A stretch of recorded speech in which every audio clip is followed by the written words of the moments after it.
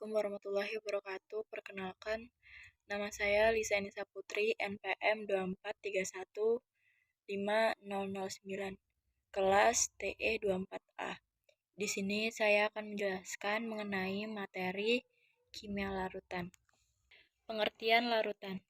Larutan adalah campuran homogen atau serba sama antara dua zat atau lebih, di mana satu zat atau zat larut terdispersi secara merata dalam zat lainnya atau zat pelarut. Larutan memiliki sifat seragam di seluruh bagian campuran sehingga tidak ada perbedaan visual antara komponen-komponen lainnya. Selanjutnya, definisi larutan.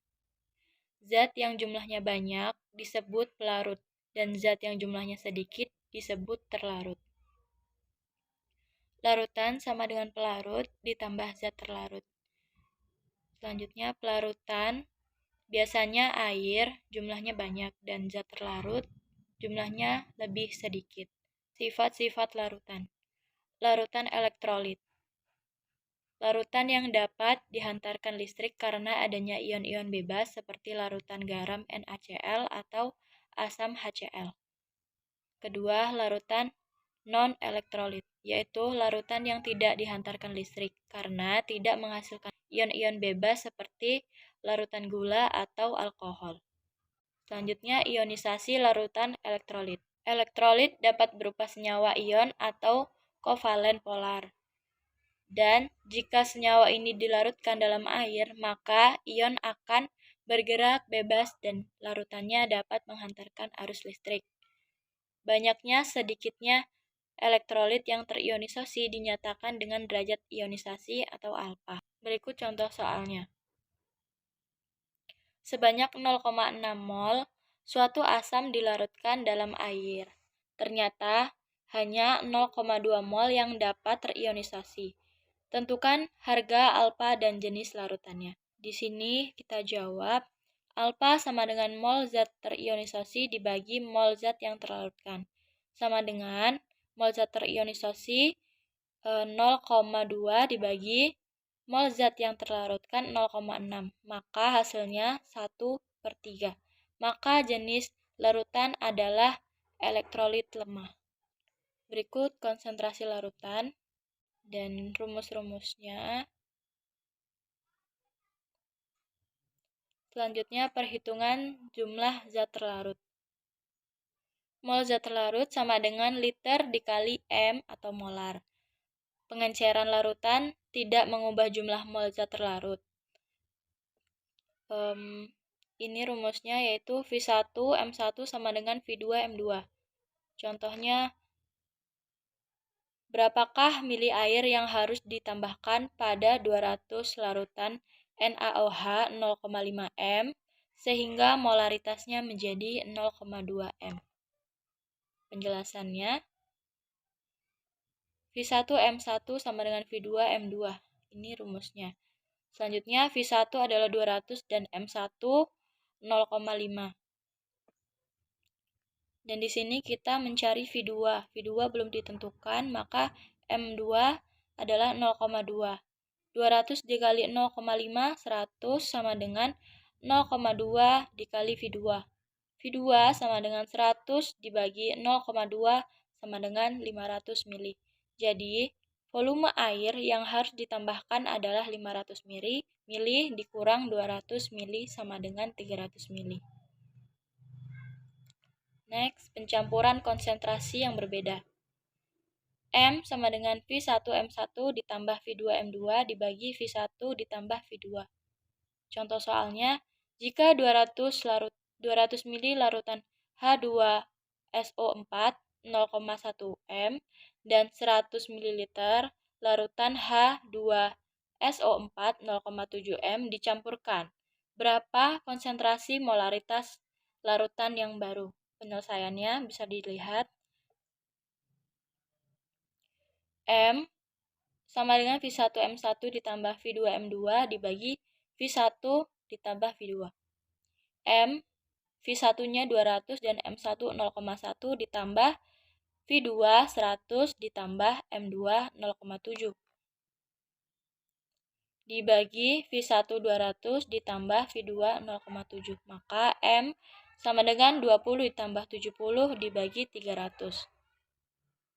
Maka M 90 dibagi 300 menjadi 0,3 M. Lanjut, penurunan tekanan uap delta P. Menguap adalah lepasan ikatan antar partikel penyusunan dalam suatu larutan dengan adanya zat terlarut pada larutan. Gaya tarik-menarik antara partikel akan semakin kuat, sehingga semakin sulit ikatannya dilepaskan. Dan semakin besar tekanan uap, maka semakin mudah menguap. Di sini tertera rumusnya, delta P sama dengan, di sini tertera rumusnya, delta P sama dengan XT dikali PO. Di mana XT adalah fraksi mol yang terlarut dan PO tekanan uap pelarut murni. Next, sifat kenaikan titik didih atau delta TD dan penurunan titik beku delta TB. Sifat kenaikan titik didih delta TD dan penurunan titik beku delta TB. Dengan adanya zat terlarut akan menurunkan titik beku larutan. Berikut rumusnya, delta TB sama dengan M dikali KB. Begitu juga dengan delta TB, yaitu delta TB sama dengan M dikali KD. Berikut contoh soalnya. Diketahui KD dan KB masing-masing 1,86 dan 0,5. Tentukan titik didih dan titik beku 20 gram etanol yang dilarutkan dalam 500 gram air. Di sini AR atau H sama dengan 1 dan C 12, O-nya 16. Penyelesaiannya, M sama dengan mol dikali 1000 dibagi gram atau pelarut sama dengan GR etanol dibagi MR etanol dikali 1000 dikali gram air sama dengan gram etanol 20 dan MR etanol 46 dikali 1000 dibagi 500 gram air sama dengan 0,7. Larutan etanol atau C2H5OH merupakan larutan non-elektrolit. Jadi, delta TD sama dengan M dikali KD dan delta T sama dengan M dikali KB. Jadi, titik didih larutannya yaitu delta TD sama dengan M dikali KD dikurang 0,7 dikali 0,435 sama dengan 0,435 ditambah 100 ditambah 0,435 sama dengan 100,435 Celcius.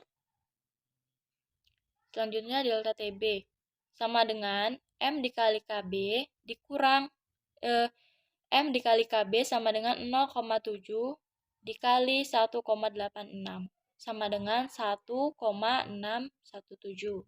Jadi 1,617 dikurang 0 sama dengan 1,617 Celcius. Next, tekanan osmotik atau Pi. Jika di antara larutan encer dan larutan pekat disekat, memben atau semi permeabel pelarut akan mengalir dari larutan encer ke larutan pekat yang disebut osmosis. Tekanan yang dapat menghentikan osmosis disebut dengan osmotik atau PHI. Berikut rumusnya, P sama dengan M dikali R dikali T, di mana P tekanan osmotik atau ATM dan R itu 0,08205 atau LATM atau mol K atau Kelvin, dan T-nya itu suhu. contoh soal osmotik, yaitu jika tekanan osmotik dari 500 ml larutan glukosa C6H1H12O6, maka suhu 32 Celcius adalah 2 atm. Tentukan massa glukosa yang terlarut. Mr glukosanya 180. Penyelesaiannya, berikut rumusnya. Larutan glukosa adalah larutan non-elektrolit, maka Pi-nya 2 sama dengan M dikali 0,082 dikali 32 ditambah 273. M 2 dibagi 0,08 dikali 305 sama dengan 0,8. Dan M sama dengan gram atau mr, gram dibagi mr, atau dikali 1000 dikali ml larutan. Dan M adalah 0,08 sama dengan GR dibagi 180 dikali 1000 dibagi 500. Maka GR sama dengan 0,08 dikali 180 dibagi 2 sama dengan 7,2 gram. Selanjutnya, sifat koligatif larutan elektrolit. Untuk larutan elektrolit, sifat koligatif di atas dikalikan dengan faktor Van Hoff atau I sama dengan 1 ditambah N1 atau alfa, di mana N jumlah ion dan alfa adalah derajat ionisasi elektrolit. Jadi untuk penurunan tekanan uap, kenaikan titik didih, penurunan titik beku, dan tekanan osmotik pada rumus terakhir dikalikan dengan I. Dan selanjutnya pH. H2O memiliki sedikit sifat elektrolit, artinya air dapat terionisasi menghasilkan ion O, ion H+, dan ion OH. Jika air dilarutkan asam, maka asam akan melepaskan ion H+. Jika air dilarutkan basa, maka basa akan melepaskan ion OH. Jadi, besarannya H+ dalam larutan dapat digunakan untuk menyatakan larutan basa dan asam atau netral. Selanjutnya, larutan netral atau pH sama dengan 7, larutan asam pH lebih dari 7, dan larutan basa pH kurang dari 7. Makin rendah harga pH-nya, larutan makin bersifat asam, dan sebaliknya, semakin tinggi OH maka semakin kecil.